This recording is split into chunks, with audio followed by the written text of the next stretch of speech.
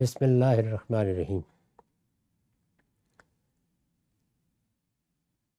ہم ان روایتوں کا باب پڑھ رہے ہیں جس میں وضو کے بارے میں بعض ضروری چیزیں بیان ہوئی ہیں۔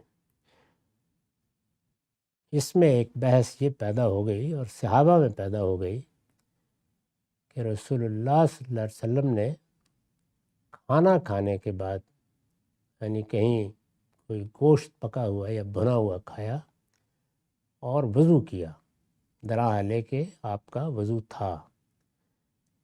تو یہ بحث پیدا ہو گئی کہ کیا کھانا کھانے سے وضو ٹوٹ جاتا ہے؟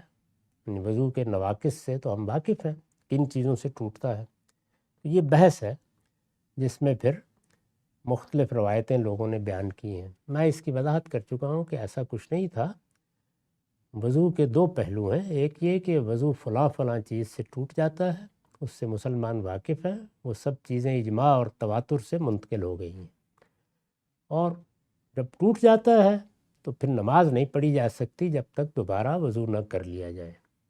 یہ جانی پہچانی بات ہے، لیکن کچھ صورتیں ایسی پیدا ہوتی ہیں جن میں انسان خیال کرتا ہے کہ کچھ وضو کی کیفیت نہیں رہی، یعنی وضو تو ہے، کوئی ناقص پیش نہیں آیا، وضو ٹوٹا نہیں ہے۔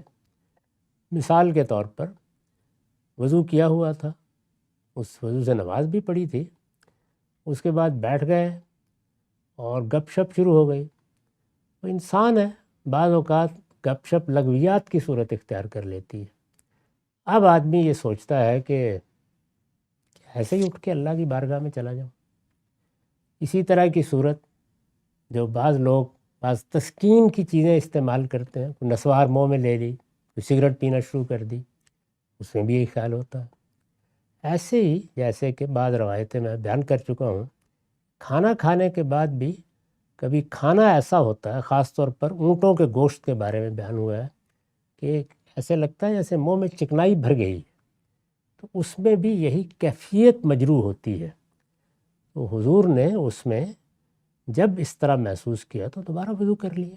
تو یہ گویا ایک کام کے بارے میں وہ حساسیت ہے کہ میں اللہ کی بارگاہ میں جا رہا ہوں، اچھا ہے۔ اس میں دونوں چیزیں پیچھے بیان ہو گئی ہیں، یعنی اگر تو کوئی ایسی چیز نہیں ہے، طبیعت میں بھی نشاط ہے اور اس کے بابست کے کچھ کھایا پیا ہے، لیکن اسی نشاط کے ساتھ وضو تھا، نماز پڑھی، ٹھیک ہے، بالکل۔ محسوس کیا کہ ایسی کوئی صورت ہے کلی کی، اس سے طبیعت بحال ہو گئی، وہ اثر دور ہو گیا، نماز پڑھ لیں۔ اور اگر یہ محسوس ہوتا ہے کہ نہیں، وضو ہی کر لینا چاہیے، تو یہ اچھی بات ہے۔ تو دین میں ہر چیز کے دو درجے ہوتے ہیں، ایک جب وہ لازم ہو جاتی ہے اور ایک جو اس کے پسندیدہ مواقع ہیں، تو یہ ان کا بیان تھا۔ لیکن بہرحال لوگوں میں غلط فہمی پیدا ہو گئی اس معاملے میں، تو اس میں پھر صحابہ میں بہت بحث ہے۔ تو یہ بھی اسی سلسلے کی اب آخری روایت ہے، اس کو بھی سن لیجئے۔ وعن انس بن مالک قال كنت انا وابی وابو طلحہ جلوسا فاکلنا لحما وخبزا ثم دعوت بوضوء فقال لما تتوضا فقلت لهذا الطعام الذي اكلنا فقال اتتوضا من الطیبات لم يتوضا منه من هو خیر منك۔ یہ مسند احمد کی روایت ہے، یہاں مشکات میں اس کا رقم ہے 329۔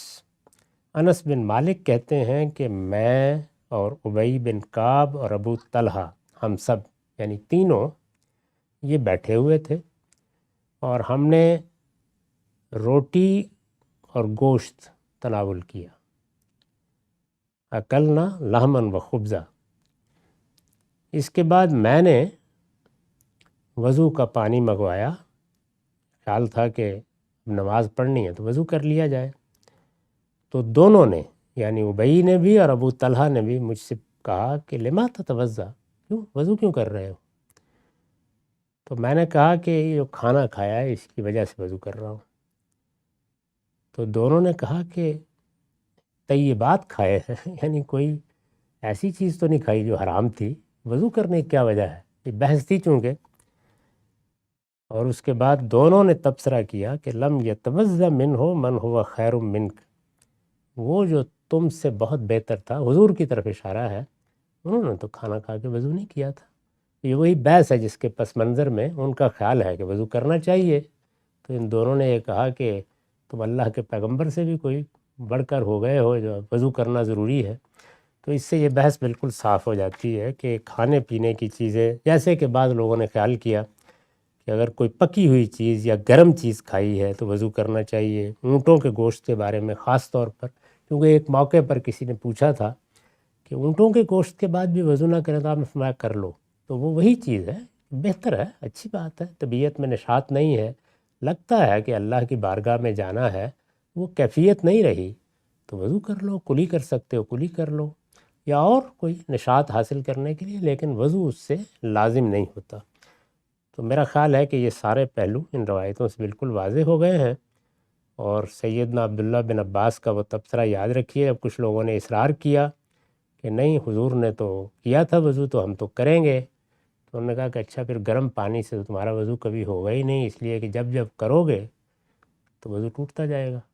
تو یہ انہوں نے گویا مذاق کے انداز میں توجہ دلائی کہ بالکل ہی بیوقوفی کی بات ہے، اس کو چھوڑو، اتنی ہی بات ہے جتنی واضح ہو گئی۔